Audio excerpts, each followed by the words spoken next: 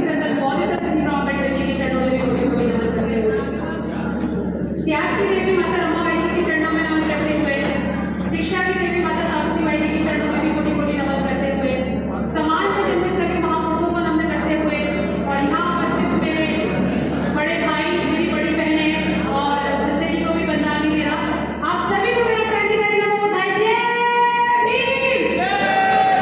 आप लोगों की आवाज नहीं आ रही। जय भीम। जय भीम। जय भीम।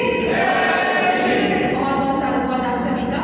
और सबसे पहले तो आज माता रमाबाई जी के जन्म दिवस की बहुत बहुत हार्दिक मंगल कामनाएं और शुभकामनाएं आप सभी को। और आज बहुत खुशी का दिन है क्योंकि आज माता रमाबाई जी का बर्थडे है। और जैसे बाबा साहब के जन्मदिन को देश विदेश में लोग मना रहे हैं, उसी तरीके से आज माता रमाई का जन्मदिन घर घर में और भवन पे या हर जगह आयोजित कर रहे हैं लोग, क्योंकि माता रमाबाई जी ना होती तो शायद हम लोग ना होते। और आज जो भी कुछ आज यहाँ पे हम लोग खड़े होते, पर मुझे माता रमाबाई जी और बाबा साहब का बहुत बड़ा त्याग है। रमाबाई जी ना होती तो सोचने वाली बात है, बाबा साहब साफ ना बनते, और वो साफ ना बनते तो हम सबको साफ कौन बनाते। तो हम सबको भी साफ बनाने वाले बाबा साहब भीमराव अम्बेडकर जी के चरणों में कोटि-कोटि नमन दोबारा से करती हूँ मैं। और माता रमाबाई जी के त्याग की अगर बात की जाए तो त्याग शब्द बहुत छोटा शब्द लगता है कि ये त्याग है, लेकिन सच में त्याग माता रमाबाई जी ने जो किया है संसार में कोई नहीं कर सकता। उन्होंने जो हमें दिया है कोई नहीं दे सकता। लेकिन हमारे समाज की आज भी जो महिलाएं, उनकी दुर्गति जो हो रही है वो उनको ना मान के कहीं और दूसरे रास्ते पर चली जाती है। तो प्लीज उनसे मैं रिक्वेस्ट करना चाहती हूँ कि वो कभी उस रास्ते पर ना जाएं। अपनी त्याग की मूर्ति माता रमाबाई जी के बारे में जाने, जिन्होंने हमारे लिए अपने 4-4 बच्चों की कुर्बानी दी। उन्होंने हमारे लिए अपना घर त्याग दिया, बाबा साहब ने हमारे लिए सब कुछ त्याग दिया। लेकिन हम आज भी बाबा साहब और माता रमाबाई जी को पूर्ण रूप से नहीं अपना पा रहे। तो कहीं ना कहीं इसे ना महापुरुषों ने हमें इतना कुछ दिया है कि हमारे पास शायद करने के लिए जगह भी नहीं है। हमारी तिजोरियां छोटी पड़ जाए, लेकिन हम उसका पूरी तरीके से लाभ नहीं उठा पा रहे। संविधान हमको दे दिया, हिंदू कोड भी हमारे लिए बना दिया। माता रमाबाई जी की बात करें तो आज हम हमारे तन में जो अच्छे अच्छे कपड़े हैं वो माता रमाबाई जी की वजह से है। क्योंकि बाबा साहब विदेश में पढ़ते थे, घर के लिए खर्च चलाने के लिए पैसे रमाबाई के जब कम होते थे तो कंडे उपड़े पीते अपना गुजारा करती थी और साथ में बच्चों को भी देखती थी। ऐसी परिस्थिति में माता रमाबाई ने अपने परिवार को भी देखा, साहब को भी देखा, उनके लिए भी पैसे भेजे साहब के लिए। लेकिन जब साहब, वो हमेशा से उनका ये था कि मैं तो चाहे कैसे भी रहूं, लेकिन मेरे साहब पढ़ लिख कर इस समाज की, इस देश की दिशा को बदल दूं।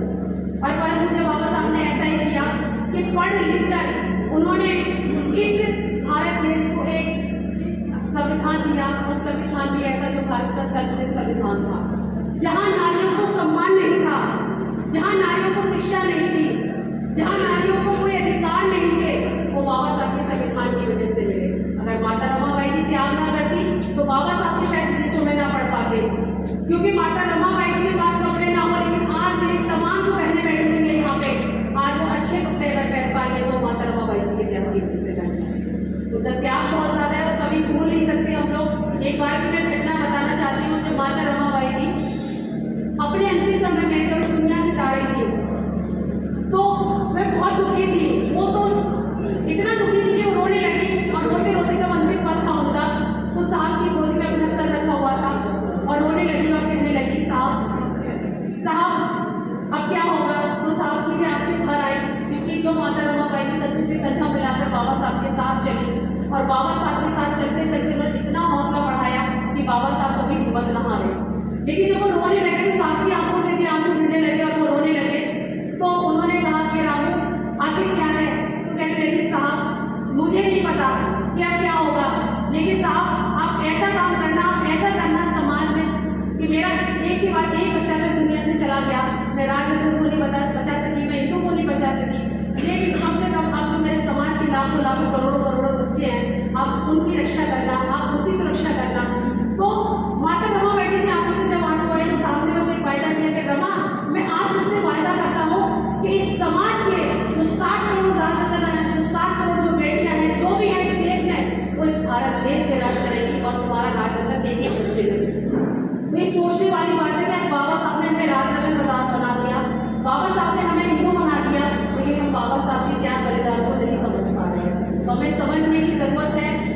मैं ज़्यादा बात नहीं करूँगी क्योंकि वक्तव्य यहाँ पे बहुत सारे लोग हैं, मेरे को कम समय में अपनी बात को खत्म करूँगी, तो 2 बात करके मैं अपनी बात को खत्म करूँगी।